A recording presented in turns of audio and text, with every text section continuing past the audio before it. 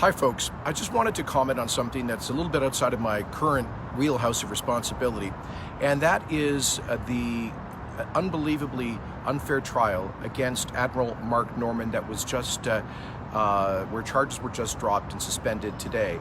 I know Mark Norman. In fact, I was Minister of National Defense when many of the issues of controversy occurred. I worked with Admiral Mark Norman, then head of the Canadian Navy, and when I was Minister of National Defense in 2015 on a critically urgent project for the Royal Canadian Navy. That was the procurement of an interim joint supply ship to provide equipment, fuel and supplies to the Royal Canadian Navy.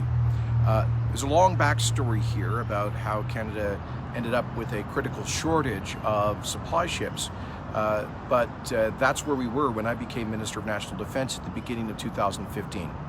There were competing proposals about how to provide an interim joint supply ship for the Navy, and some proposals that would have taken up to 3 years to provide that critical support function for the Navy. But I worked directly with then Commander of the Navy, Vice-Admiral Norman, to come up with an accelerated process which ended up with the Cabinet deciding to sign a contract with Davie Shipyards to produce an interim joint supply ship, which, as it turns out, was provided to the Navy on time and under budget. I think this is one of the very few military procurement projects in recent Canadian history, at least, that was satisfied on time and on budget. Now, it was subsequent to that, in October of 2015, that the Trudeau government came to office, and their Minister for Public Works, Scott Bryson, apparently decided to persuade his cabinet colleagues to suspend the decision that had been made to procure this critical joint support ship for the Royal Canadian Navy because, for regional political reasons, he wanted the contract to go to the Irving shipyards in Halifax. Now, the rest is now in the public domain, but clearly Admiral Norman simply wanted the necessary equipment for the Navy at the earliest possible date so it could actually function as a modern Navy.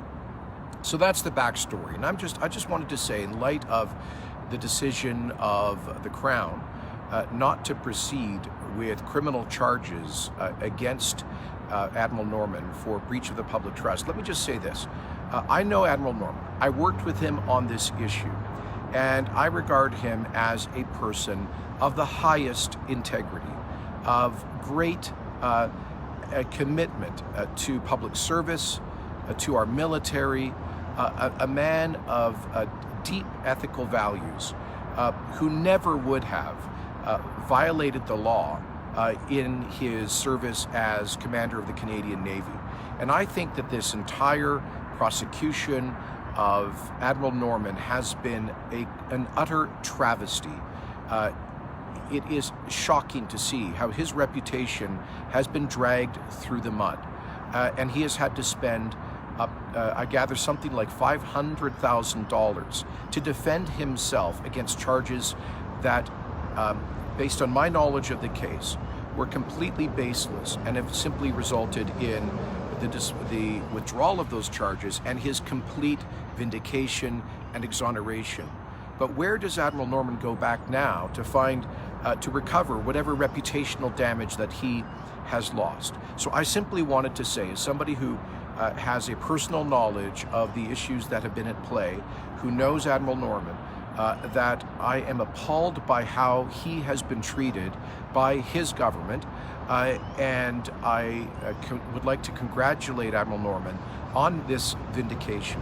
I have contributed to his legal defense fund on GoFundMe.